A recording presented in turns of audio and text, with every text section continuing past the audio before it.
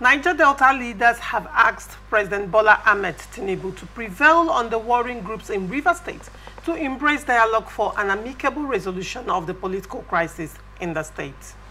President Tinubu recently declared a state of emergency in Rivers and suspended the state governor, Sim Fubara, and his deputy for 6 months. Members of the State House of Assembly were suspended for 6 months following the political crisis in the state. Addressing a press conference in Abuja on Tuesday, the president of the host communities of Nigeria producing oil and gas, His Royal Highness Chief Benjamin Tamaranebi Apolopolo I of Mien Kingdom, who was flanked by many other traditional rulers, religious leaders and opinion leaders, said the best way to resolve the crisis is for the president to personally prevail on the warring groups to stop hostilities. The Niger Delta leaders who endorsed President Tinubu for a second term during the press conference said, "We want to seize this opportunity to appeal and beg Mr. President, as the father of the nation, to use his good offices to ensure an amicable resolution of the political imbroglio which has engulfed Rivers State. We urge Mr. President to prevail on the warring groups in Rivers State to sheath their swords and embrace peace in the interest of the people of the state. We know and trust that Mr. President has the capacity to restore peace and sanity in the crisis-torn state. We are sure that Mr. President will do this for us." They said resolving the crisis would lead to socio-economic development of the state and the Niger Delta region at large, adding that President Tinubu should be re-elected in 2027 to enable him to complete the projects he has embarked upon in Niger Delta region and other parts of the country. Ndamzi, what is your take on this story?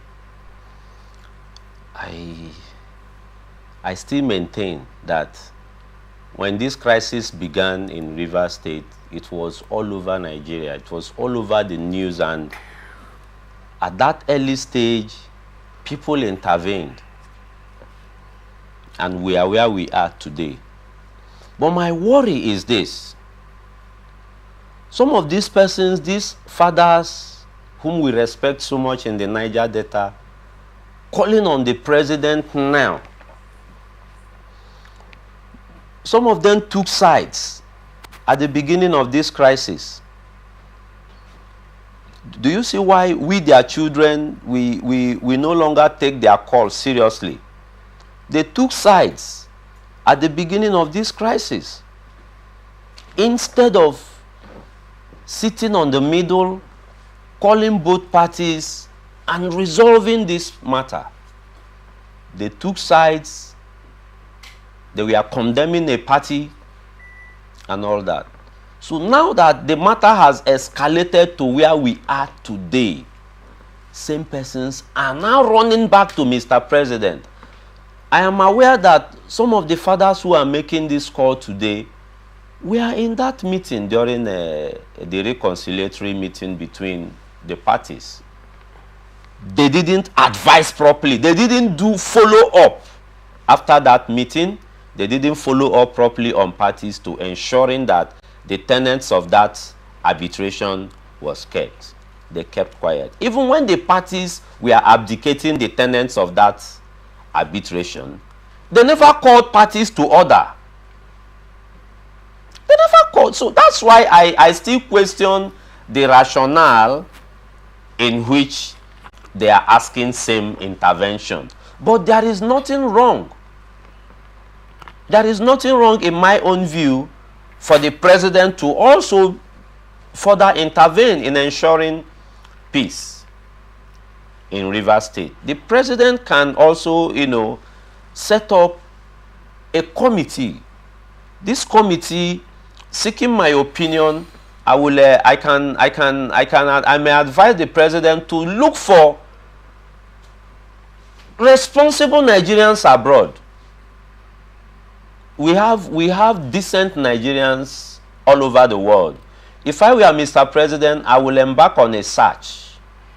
Look for 5 responsible Nigerians abroad, bring them back, form a committee, invite these parties, look at this matter without fear or favor, and come up with a resolution.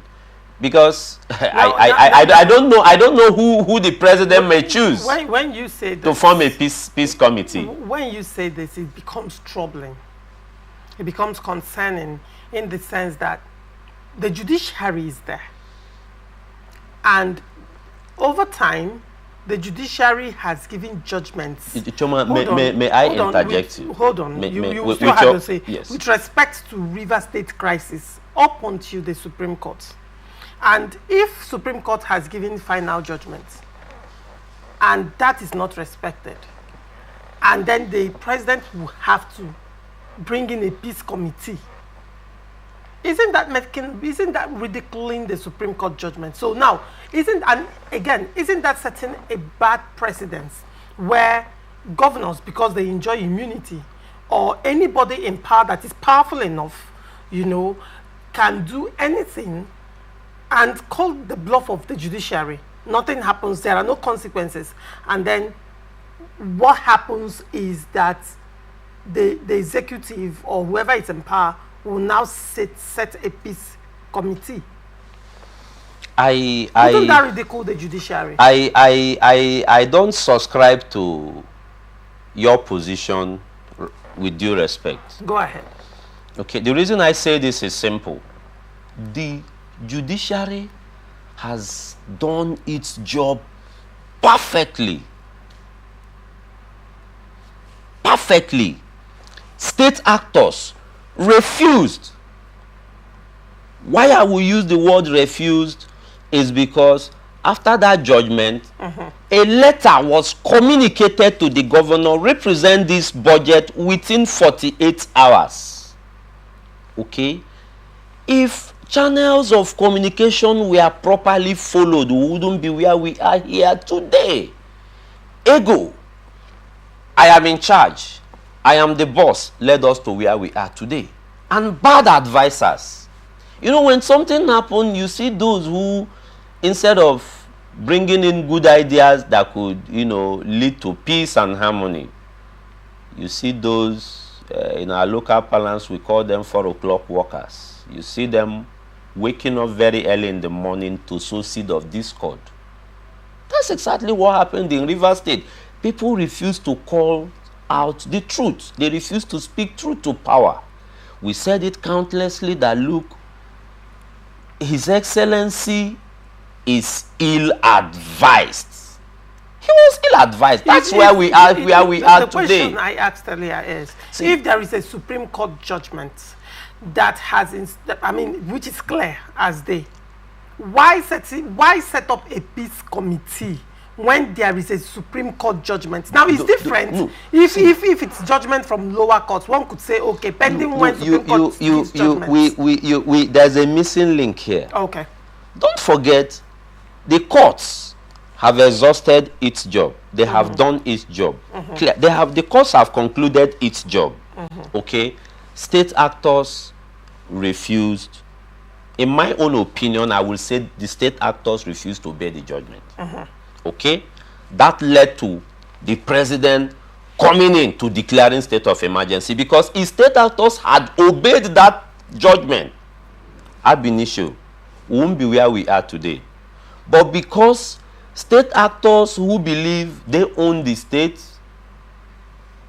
without them nothing happens. Kept us where we are today. If they had behaved themselves, represent the budget accordingly, I believe the relationship with the legislature and executive would have been strengthened. Maybe we would be at the stage of, okay, represent names of commissioners, because by virtue of the Supreme Court judgment, River State have no appointees by virtue of that judgment. So the governor ought to represent the names of board members, names of commissioners to the assembly for ratification as enshrined in the Constitution. So all that were not done. And the assembly felt, oh, with everything that has happened over 2 years, we were not paid and all that, you think we can welcome you with an open hand? See, we are humans. And people refuse to do the right thing. That's why we are where we are today. Don't forget, the aftermath of the Supreme Court judgment is where we are today. So now that it has happened like this, what would you go back to the court to do at this stage? It's on Mr. President to resolve this issue. Either recall the governors or cancel the state of emergency. These are the two solutions now. But don't forget, before that will be done, the president needs to see that the arms of government in the state have made peace. And so far, have you seen that happening? I don't see that happening at the moment. Instead, some group of persons are fueling the fire, adding fuel to the fire. See, it's high time people spoke the truth. That a man helped you, a man made you, a man funded you, campaigned for you, garnered votes for you, and you were made a governor with the support of other state actors. Just 1 month after, you want to push that man to the corner. Hi, come on, we are humans. Even God himself didn't forgive that. God didn't forgive Satan when Satan rebelled against him. If God had forgiven Satan, we wouldn't be where we are today on earth. So, it's a high time we look at these issues squarely and speak the truth the way they are. His Excellency Governor Sim Fubara need to own up his mistakes and make peace with his boss and the assembly members, so that we can move our state forward. It's very important that we, lay something straight. When you say making peace with the FCT minister and, rebelling against the FCT minister, where I am concerned is inconsequential, actually, very much inconsequential. The thing is the governor obeying the law? I really don't care about what is going on behind the scenes. Listen, what is going on behind the scenes is their own. Where my interest is in governance according to the laid down constitution, which is the ground norm of the Federal Republic of Nigeria. The River State House of Assembly, are they even being, at this point in time, after the Supreme Court judgment, would you say the River State House of Assembly, led by Martin Samehule, they were conciliatory in their approach? Because when you were speaking, you said that they are humans. They felt hurt. Emotions don't come into politics. And when it comes to governance and the Constitution, you were telling me earlier that the law is not emotional. The law is not sentimental. Now, it's time to implement the law. One would you say that after the Supreme Court judgment in the favor of the River State House of Assembly, led by Martin Samehule, would you say that they were conciliatory in their approach, to the governor? Thank you very much. I want to say this for the interest of our listening viewers out there. We need to set this record straight. What would we term conciliatory enough that a judgment of the final court in the land was given to prove that they want to move this state forward? They want all sectors everywhere working perfectly well. They quickly wrote His Excellency. That is a step taken in the right direction, proving to His Excellency that we are still open to work with you in the interest of River State. If we remember the contents of that letter, this phrase was mentioned in that letter. In the interest of River State. See, River State belongs to all of us. River State does not belong to Right Honorable Martin Samehule and the other members of the House of Assembly.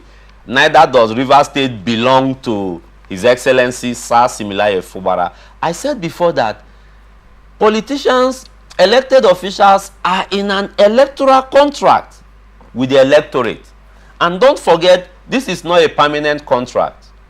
They have an oath of office for a certain term limit. And as soon as that term expires, they will vacate there. And the next person sits there.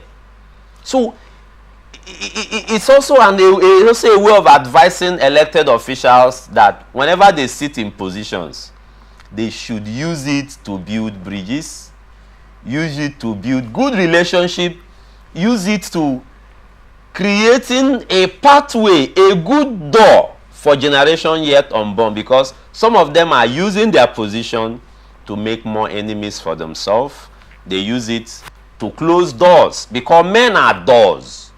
It's either the door opens or the door closes. So they should build good relationship, and they should henceforth, moving forward, make policies that will ameliorate the sufferings of Nigerians, because Nigerians are really facing a lot. So in your opinion, as we move on to Edo State, in your opinion, to a large extent, the warring factions, even up until now, from their body language, from their body language, the state of emergency, yes, a particular party is still talking tough. A particular party is still talking tough. People are still blaming. People, some are even wishing others death. You begin to see that. At times I wonder, where has our human touch gone to? We don't have this feeling of humanity anymore. That someone will wake up, you wish the next person to die. That's demonic. Nigerians really need to turn a leaf from demonic and satanic ideas. It is becoming unbearable. All right, very well.